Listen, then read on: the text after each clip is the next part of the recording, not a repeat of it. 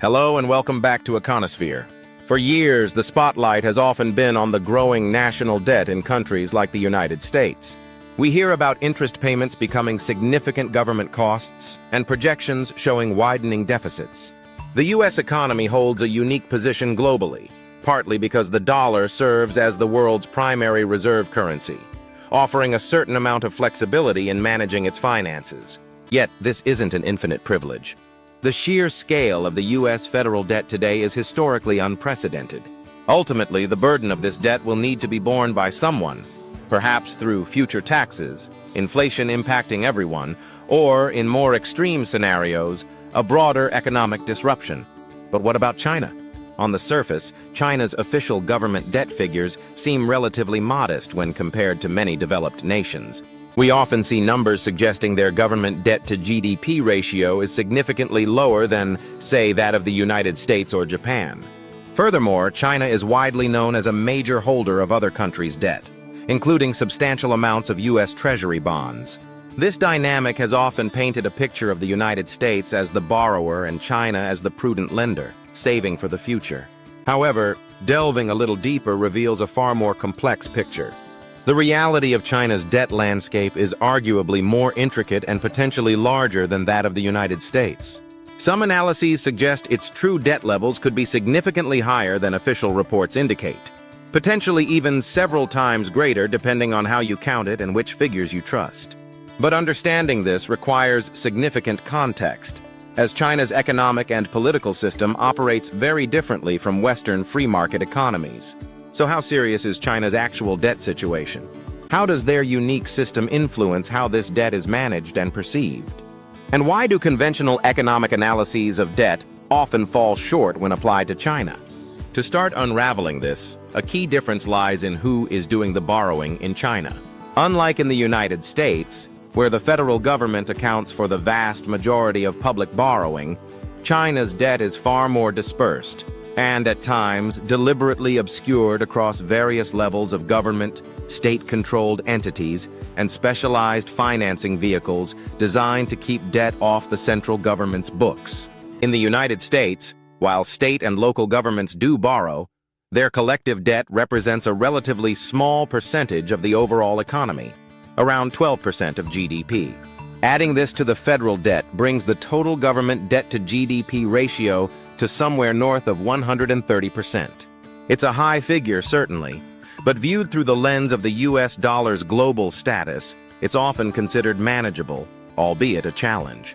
In China, however, provincial and local governments have enormous capacity and strong incentives to borrow heavily, primarily to fund large-scale infrastructure projects and drive economic growth targets set by the central party. Obtaining precise, reliable figures for this sub-national debt is challenging due to less transparent reporting standards compared to many other major economies.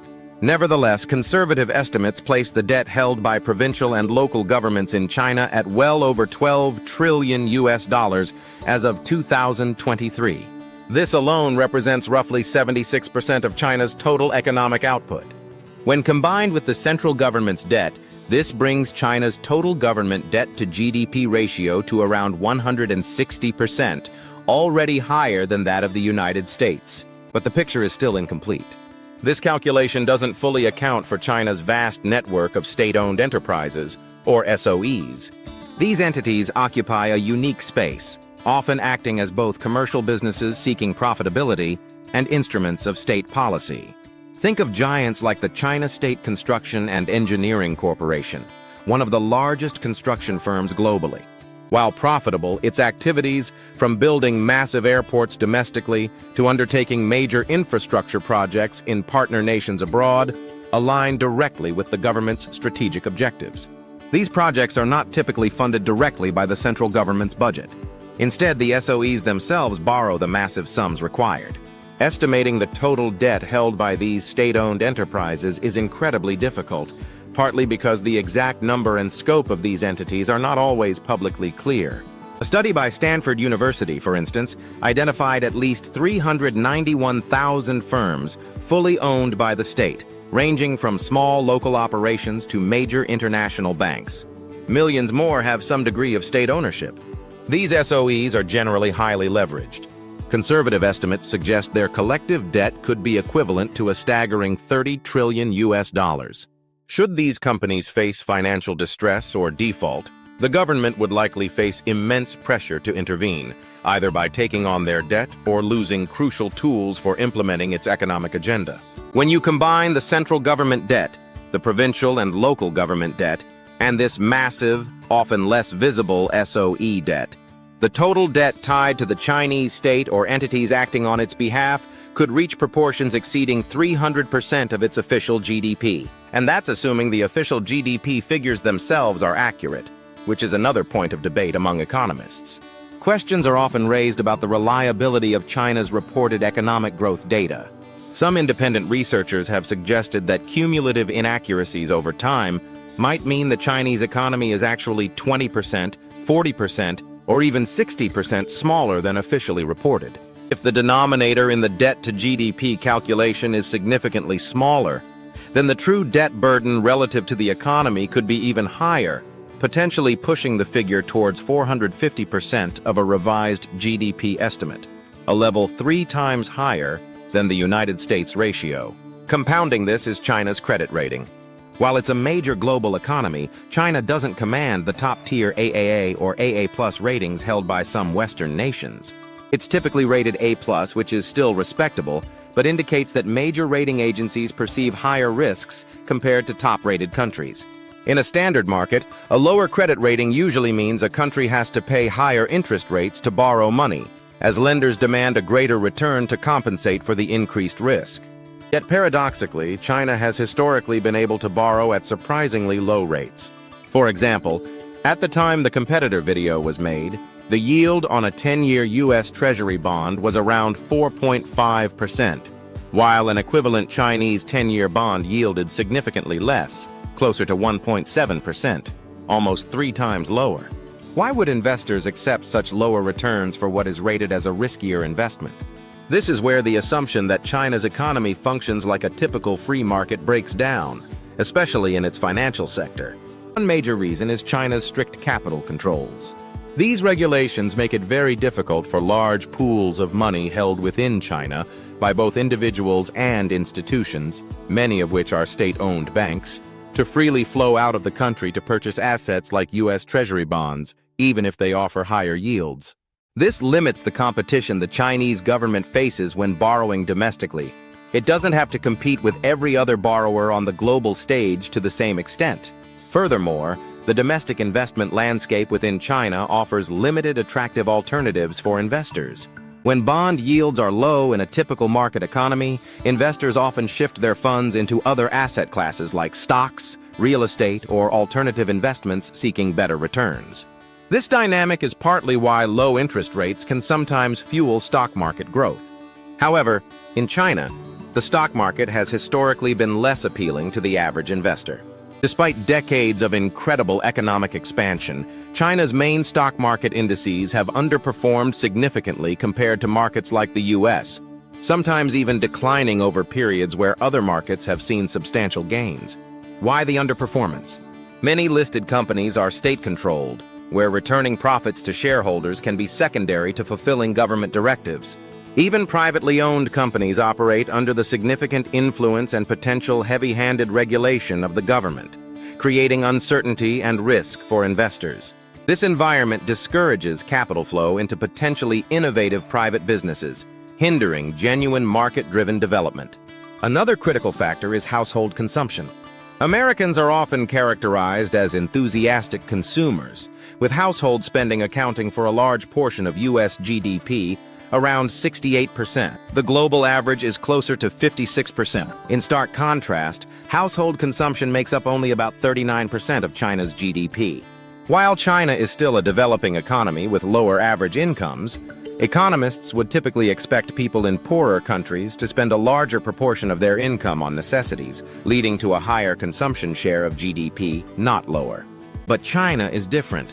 Despite massive export-driven wealth accumulation, household spending has remained relatively subdued. So, with capital controls limiting foreign investment, a stock market offering limited appeal, and households saving diligently rather than spending freely, where has domestic capital flowed? Until recently, the primary destination has been real estate. China's real estate sector ballooned into arguably the largest asset class globally, absorbing vast amounts of domestic savings and investment. This intense focus on property speculation has created its own set of problems. Housing affordability metrics in major Chinese cities are extreme. The average home price can be 35 times or more the average annual income, far exceeding ratios in major Western cities. This has fueled significant household debt as people stretch to afford increasingly expensive properties, viewing them less as homes and more as the only viable investment. This dynamic is also linked to a peculiar challenge in China: deflationary pressure in consumer goods.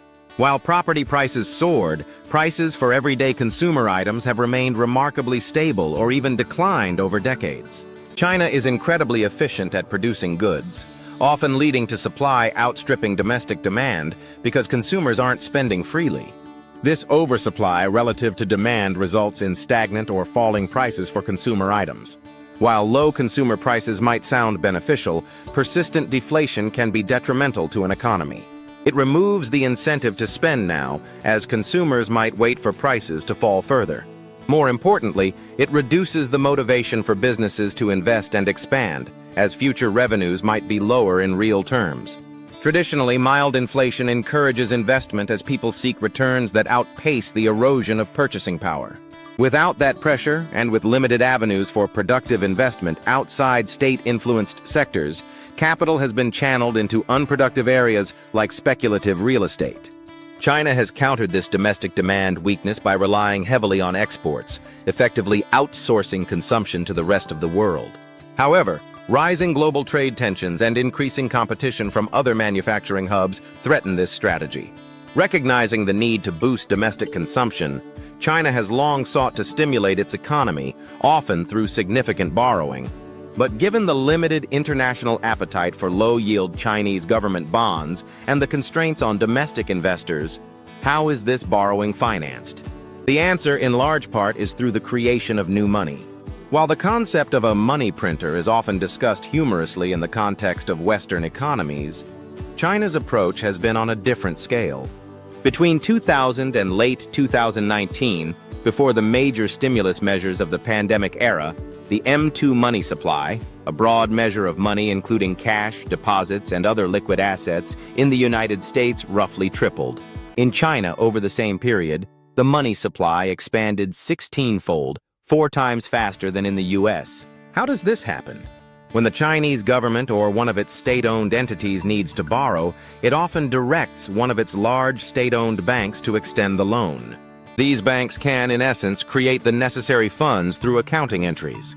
While other advanced economies also use monetary policy and bank lending to expand the money supply, the direct state control over both borrowers and lenders in China allows for this process on an unparalleled scale. The conventional economic wisdom is that creating such vast amounts of money so rapidly should lead to rampant inflation. Too much money chasing too few goods. Yet, this hasn't materialized in widespread consumer price inflation in China, at least not in the way typically measured by the Consumer Price Index, CPI, which tracks a basket of common household goods. This is primarily because, as discussed, Chinese consumers remain remarkably frugal, limiting demand for those goods. The inflation, instead, has manifested primarily in asset prices, most notably real estate. It's like squeezing a balloon. The pressure builds, but it bulges out in a specific, less productive area. So is China's immense debt a ticking time bomb? By conventional metrics like debt-to-GDP ratios, even conservative estimates place China's burden far beyond levels often considered crisis points for other economies. Recovering from ratios exceeding 120 or 150% without significant economic pain is historically very difficult.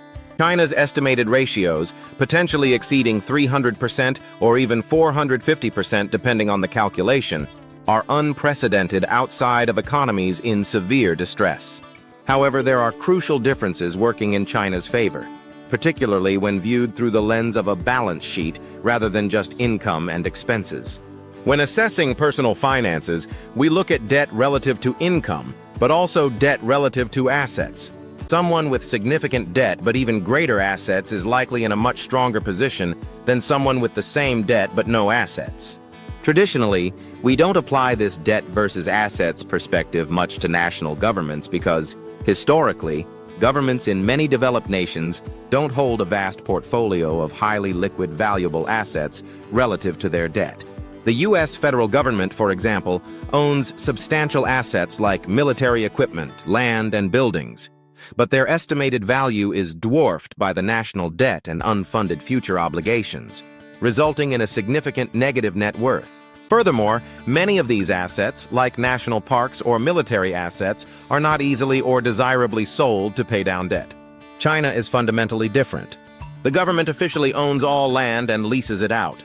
While committed leases exist, the remaining value, especially in prime urban areas, is immense. Crucially, the state also owns the vast network of state-owned enterprises.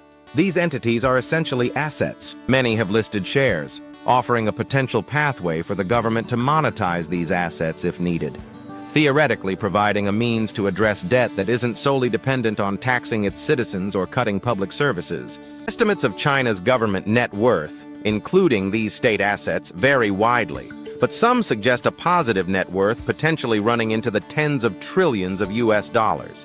While valuing these assets precisely is challenging and subject to potential manipulation, the sheer scale of state ownership represents a fundamental difference compared to most Western nations. This asset base theoretically gives the Chinese government more flexibility in managing its debt burden internally. Unlike in the U.S., where government borrowing often translates into increased household wealth through stimulus or lower taxes, meaning debt reduction would likely require reducing household wealth. Much of China's debt is tied to building up state assets via SOEs. This could allow the state to untangle itself from some debt by restructuring or divesting these assets, at least in theory, with fewer direct repercussions on household finances. However, this flexibility is challenged by the fragmented nature of China's debt.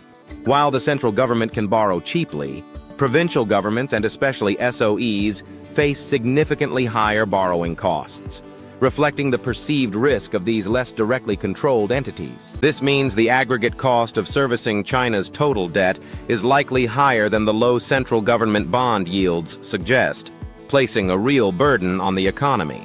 In essence, China's debt situation is incredibly complex, a product of its unique state-led economic model. It has accumulated immense debt across various hidden layers, fueled by rapid money creation channeled into asset bubbles rather than consumer spending. While the sheer size of the debt appears alarming by traditional measures, the state's vast asset holdings offer a potential, albeit complex, counterpoint. The key takeaway is that comparing China's debt directly to that of the United States or other market economies using standard metrics only tells part of the story. China's economy functions differently, with the state playing a far more direct role in directing capital, managing credit, and influencing both borrowers and lenders.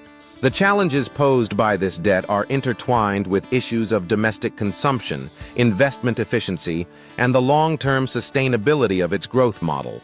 Whether China can navigate this intricate debt landscape remains one of the most significant economic questions of our time. If you found this explanation helpful, please consider subscribing to EconoSphere for more deep dives into global economic topics. Let us know your thoughts on China's debt in the comments below.